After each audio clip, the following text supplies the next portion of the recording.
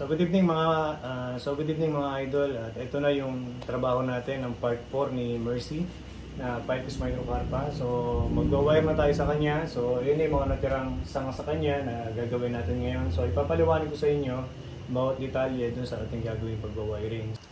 So doon nga sa video ng part 1, part 2, part 3, yung nasa likod na yan ay wala na. So bali magpo-focus na tayo sa isang katawan na to. Tsaka dito, tsaka dyan sa part na yan. Then dito tayo magsisimula ng wiring. Then pagkatapos niyan, mayroong back yan sa likod. Yun yung susunod na gagawin natin bago tayo tumalon sa part na to. And then sumunod yun. Sumunod to, sunod dyan, hanggang makarating tayo sa apex. So kung mapapansin nyo, yung sanga na to matigas na. Oh. So gagamitan natin to ng number 6. Tsaka ito. So sobrang tigas na ng dalawa na yan. So ito yung 6mm. Napakasakit sa kamay nito pag nilalagay natin sa bonsai. Ngayon pagka gagamit tayo ng 6mm, siguraduhin nyo may pataan tayo na mahaba dahil yung mismong ikot nito malaki ang kain yan. Hindi kagaya ng mga size na iba na kahit konti lang yung pagitan, yung pataan natin sa kanya, okay lang kasi maliit lang ang kain. No? Hindi kagaya nito. The more mo siya iniikot, lumiliit Ito, yung haba nito. So kinakailangan i-adjust nyo na ng mahaba.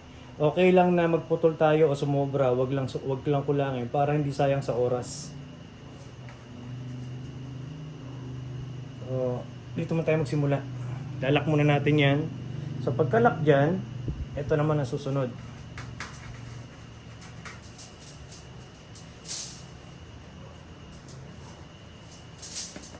Tigas, no?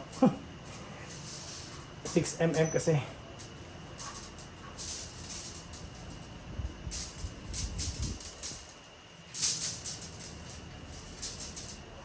So ngayon, nakalak na siya dyan, then napasok na natin to dito. Huwag nyo muna tatapusin to, yung part na to.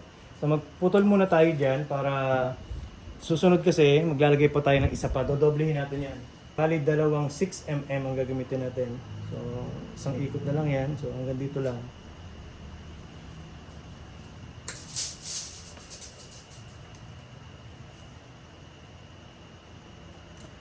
Lock uli.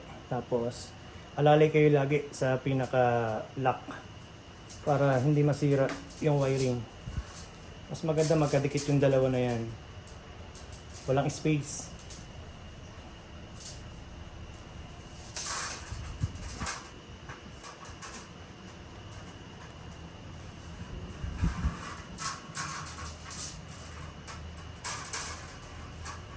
So ngayon, nalagay na natin. So tama yung pasok nito dito. Kasi kung ito kanina, nadikit natin dito, sa malamang dito papasok yung isa. So mali yun. Dapat dito rin sa ilalim. Ayan, ata nyo. So ngayon, pwede natin tapusin tong isa.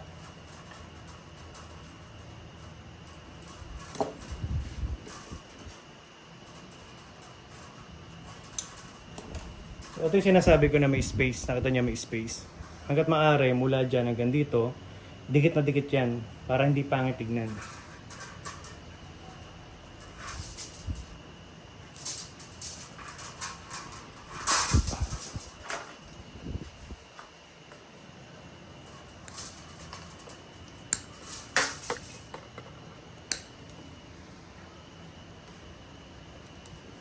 Grabe, ang laki, no?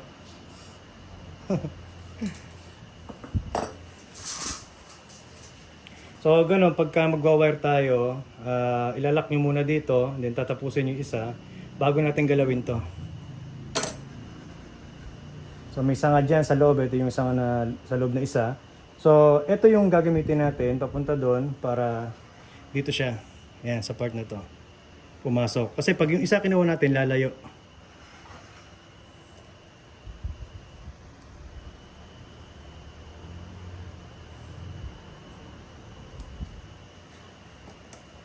Usually, pagka ganyan ng wiring, dito ko lang pinadadaan sa ilalim yan, hindi ko na iniikot. Kagaya ng ginagawa natin na yung sistema ko.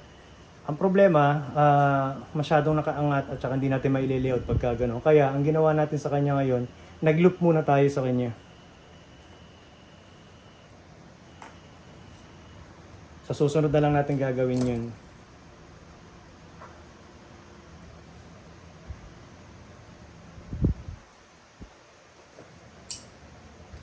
So, tingnan nyo mga idol ang gamit ko na wire cutter dalawa. Isang maliit at saka isang malaki. So, ito pang heavy duty. Tapos, ito naman mga idol, gunting to dati na ganyan kahaba. Pinutol ko. So, ako ang gumawa nito. So, ito yung pang wire cutter ko na hanggang 3.5 hanggang 4 pala kaya. Ay, sinasabi ko, okay lang na may sobra. Kaysa naman magpaulit-ulit tayo ng lagay, di ba? So ngayon, nalagay na natin yung wire. So ito ngayon, ile-layout natin to. So hindi natin ma-layout ng maayos yung kamay lang. Dahil yan, dalawang 6 yan eh. So gagamit na tayo ng pliers.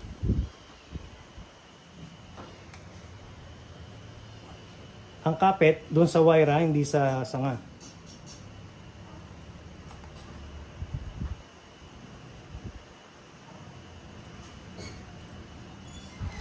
Ayan, ito niya, naibaba na natin.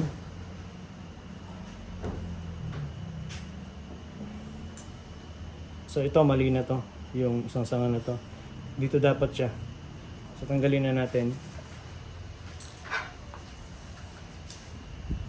Tutubo naman yan sa kabila eh.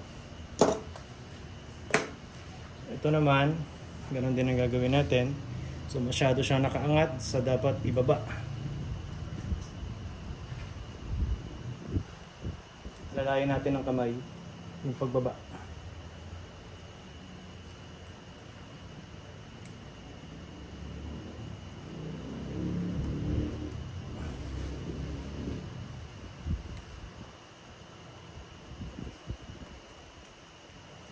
Ang tagal hindi na wiringan nito, mga 1 year. Siyang hindi na wiringan. So ngayon pa lang.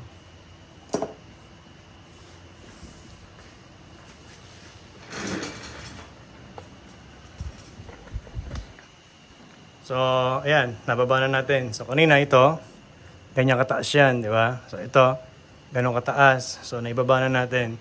Kasi, kapag ang primary branch natin, yan ay pinilit natin ang naka 45 kagad, hindi pa siya finished product. Ang mangyayari sa kanya, pag tungtong ng tertiary niyan, yung 45 degree ng ating primary ay aangat lalo. So, magiging ganun siya. So, magiging pilit ngayon yung secondary dahil ang ating primary branch ay nakaangat. Then yung secondary, ibababa natin. Ang mangyayari sa kanya, naka-L. Naka-L na baliktad. So, yun. Ngayon, eto ngayon, habang tumatagal, habang nabubuo yung puno natin, nagiging natural yung pag-akyat ng ating primary. So, gradual lang yun. Yung pagkasunod-sunod ng primary natin, 45 degree, and then secondary natin, 45 degree, and then tertiary natin, 45 degree. Iyon ay makikita na natin sa buong bonsai. Yan ay hindi natin makikita ngayon gawa ng nasa process pa tayo ng paggawa ng sanga. So once kasi na ginawa kagad natin na 45 degree ang ating primary, so inuulit ko, kapag ginawa natin ng 45 degree kagad ang ating primary, ang mangyayari doon, mapipilitan tayo na ibaba yung secondary and then tertiary. So, magiging pilit ang kalalabasan ng ating branches. So, for example na lang, nakita nyo to. Yan, ito yung trunk, di ba? So, napansin nyo yun, yung continue. Ayan, oh. Naka 45 siya. Naka 45. So, may cutback doon. Sa ilalim, then naka 45 din yan. So, gradual, di ba? Then, pag finished product na to, doon na aangat dyan ng natural ang dating. Hindi siya pilit. So, yun. So, na-wire natin yung primary. Then, gagamit na tayo dito na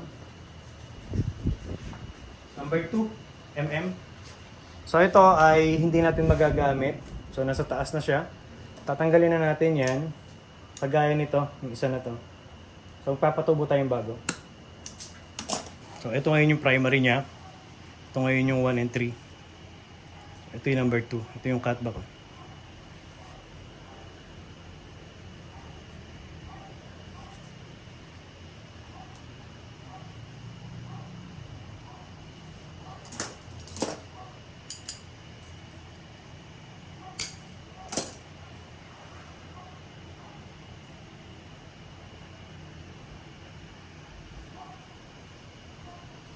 So ngayon, ang layout nitong number 1, kinakailangan yung bend niya magkaroon tayo ng number 1 dito. So ito na yun. Pag binend natin yan, yun. Ito yung bend niya. So magkakaroon tayo ng isang sanga dito para dyan sa negative space, mapila pa niya. So ngayon, ito namang number 1 and then number 2. Pag ito ngayon nag-shoot, yung layout nito papasok din sa loob. So nandun ngayon yung isang sanga, yun yung number 1 natin. Then ito ngayon, yung number 1 ito, dito naman sa kabila. So ito yun, ayun, sakto. Mayroon supling. So doon ang layout niya. So ito naman yung isa. So ayan.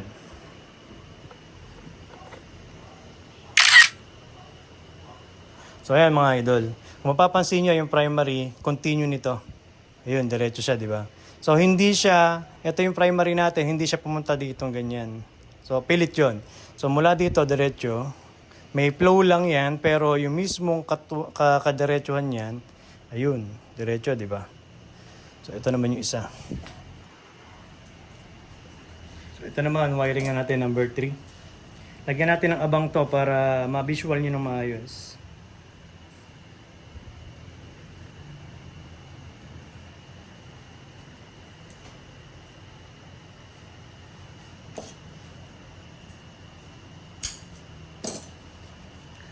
So ngayon, ito yung isang node. Ito yung 1. Yung 2, nandito sa number 3. So same lang din, yung layout natin magkakaroon ng movement sa part na yan, pero kadiretsuhan din. So pansin nyo, wala sa gitna yung sanga nasa gilid. Ayan, tsaka ito nasa gilid din, wala sa gitna. So umpisa pa lang yan, nakaposisyon na ng maayos yan. So, ganyan lang mga idol yan. May movement yan, ayan, konti lang. Tapos ito, pagdating dyan, meron din. So, naka-layout na yan. So, ito ngayon, papasok uli dyan. Okay. So, dito naman tayo ngayon. So, dito ngayon sa sanga na to, meron tayong malaking problema dahil hindi naging ayon yung mga sanga. Kahit pinilian na natin, eh hindi pa rin tama yung binigay na sanga sa kanya. So, ngayon, ang mangyayari dyan, ito ngayon ay magiging trunk. Ito yung continue ng trunk. Ito, yan yung trunk, then papunta dyan. So meaning palalakihin pa natin to, yung isang sanga na yan. So ngayon, ito yung magiging continue ng trunk at dito tayo gagawa ng apex. Ang problema, kailangan magkaroon tayo ng sanga dito, di ba? So hindi pa natin gagawin ngayon yun sa mga susunod natin gagawin. Gawa ng i-report natin, so marami pa magiging trabaho dito kay Mercy. So ang gagawin natin dyan is magpupis tayo dito sa part na yan. So hindi pa ngayon. So pag nag-twist tayo dito sa part na yan, ibig sabihin, wala na tong sanga na to. Dahil yung magiging sanga sa likod, aabot na yan hanggang dito. So wala na to. Itong dalawa na lang kailangan natin. So wiringan natin itong dalawa. Ang apex, ito mga idol, hindi ito. Ito, papunta to dito.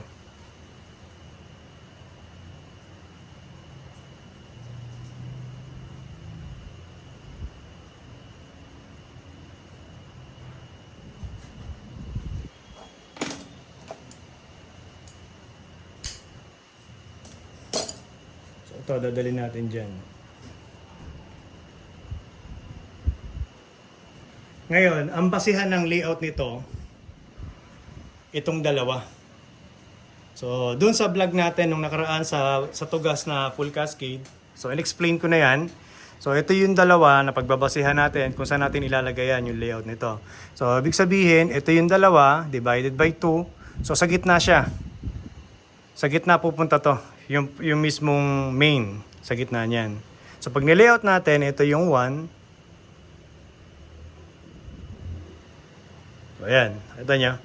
Ito yung dalawa, nasa gitna yan. Ayan siya. So ito ngayon, pe-prepare na din natin yan. Nilayout na natin. Ito, iangat natin, meron dapat tayong isang node dyan. Papunta dun sa likod. So masyadong mababa ito para maging branch niya, di ba? So at least dapat doon sa taas na 'yon. Ayan, ito yung isang node. Pag tinignan natin ngayon mga idol, ayan na, nakabalangkas na yung part na yan. So ayun yung apex, di ba? So imagine niyo wala yan ha. Kasi tatanggalin niya, may depth naman sa likod yan.